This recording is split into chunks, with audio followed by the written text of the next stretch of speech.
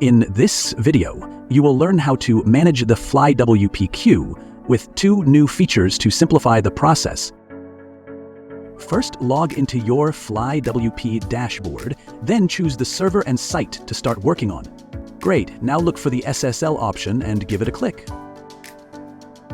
Here is the fun part. You'll see 2 options pop up.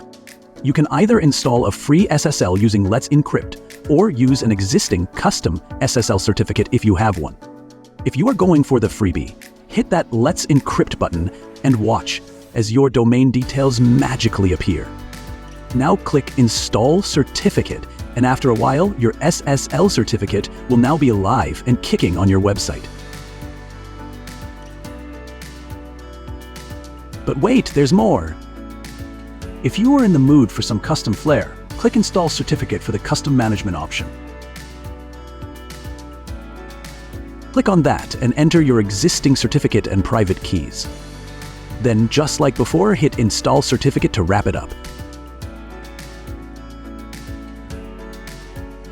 Now your website is not just secure, but shining with confidence. Thanks for joining us. Happy browsing.